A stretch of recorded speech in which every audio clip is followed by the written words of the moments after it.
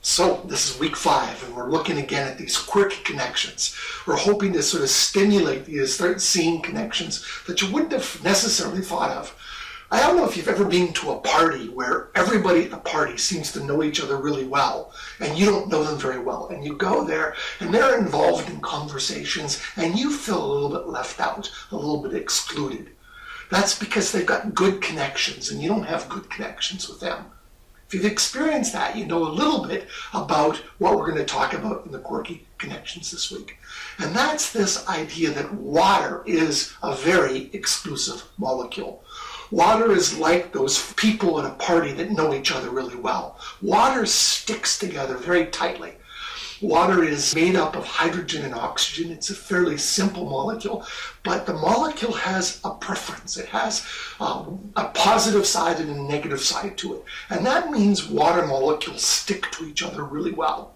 It turns out that that stickiness or cohesion plays a phenomenal role in the way the Earth's energetic systems work. It plays a role in how much heat is required to evaporate water. It plays a role in the surface tension of water and how water can be drawn up against gravity by plants or by the soil in order to be able to nourish plants between rainfall events. But one of the ways that it shows up quite remarkably is when water turns phase from the liquid to the solid phase. When water freezes, this exclusivity of water, this preference of water for itself becomes almost extreme. Now you can imagine going to a party where everybody is actually ignoring you. They're not paying any attention whatever. And they're excluding you, and that feels very cold. When water gets cold, it gets very exclusive as well. And what we have is that remarkable process where water just sticks to each other, to itself extremely well. We can illustrate this fairly well. In fact, the very fact I can pick up a drip with my fingers right now and form a drop on the surface is a kind of an indication of water's stickiness. Water, in this case, has cohesion, has self-preference, and it produces a surface that doesn't spread out, but it produces a droplet that sticks above the flat surface. It's resisting gravity by its very structure. Water prefers itself to the air. When we take this and freeze it, this becomes extreme. The two things that this connects is this thermal-haline circulation process, which we've been learning about this week, and in fact, the way a thunderstorm appears to work.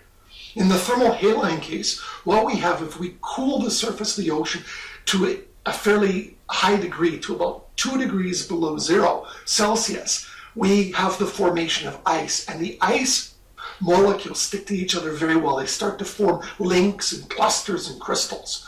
And these exclude the sodium and the chloride, the salt that's part of this. But the salt is exposed to the cold Arctic or Antarctic air. And as a result of that, ice forms on the surface. And the brine, the cold, icy, high concentration salt component drains out the bottom. And this drains out and fills up the entire bottom of the ocean in a process of this thermal-haline circulation. It explains the basic fact that the subsurface of the ocean is very cold. It's all Arctic water. It's water that came from this process of freezing under the really cold conditions at the poles that are associated with both the geometry of the Earth's axis and the geometry of the planet relative to the rays that are coming in from the sun. Turns out that it seems like this is one of the key explanations of why a cloud can sometimes do something remarkable.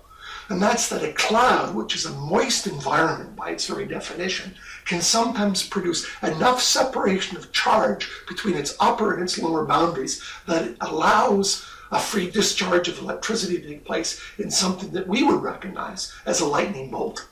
The basic formation process seems to be quite similar to what takes place in the thermal-haline system. What we now have is the rapid formation of ice crystals. And in fact, without ice crystals, it seems like you'll never get thunder and lightning. So this exclusivity of this water molecule that takes place in the Arctic also takes place in a cloud. Here what we have is when the ice crystals begin to form, when a cloud's got a high vertical structure, it's cooled to the point that ice begins to form. The ice has a slight preference for its own kind as well. And what happens here is not the exclusion of salt, because there isn't much, but the exclusion of the occasional OH hydroxyl molecules from within the crystal structure. They don't fit. The water molecules cluster together, but there is room for the occasional H positive. It's really just a proton at that point, and it can snuggle into this ice crystal structure without too much trouble. This means that the core of some of the ice molecules probably have a positive charge, and the outside, to balance the electroneutrality of the overall crystal, will now cluster preferentially the OH negative. So we end up with the inner side of the crystal, which is positive, and the outer side, which is negative. But because the negatives will repel each other, they're much easier to be distributed on bigger particles than they are on smaller particles. And so we get a preference that the bigger particles tend to have more OH negatives on them, and the smaller particles have fewer. And this produces a charge difference between big and small particles.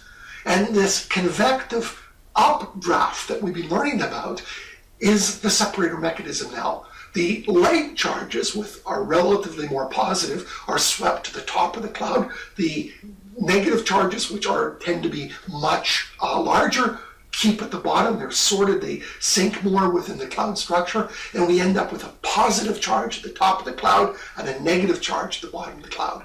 This produces a voltage difference, sometimes as much as 10,000 volts per meter, which is fairly considerable. However, it's not enough to produce lightning. To produce lightning, what we've got to do is we've got to bring those positive charges in near proximity to negative charges. And then when we get up to about 1,000,000 volts per meter as the charge differential, we can break down the resistance of the air and allow a spark to jump across. And what happens is when the clouds fully formed and reach the point of being maturity, the rain begins to happen. The rain brings the moist particles down near, now the positive charges are near the negative charges, and we get the first breakdown of the resistance of the air. And that can happen in the most dramatic way when we get a lightning strike with surface temperatures of the lightning considerably greater than those on the surface of the sun. And we get the thunder that's associated with the collapse of that column as a result of the superheated air. So who would have thought that this simple thing called cohesion in water would result not only in amazing things like surface tension and high heats, but would also be quite likely the key explanation for why thunder exists and why the thermal circulation system is as active as it is.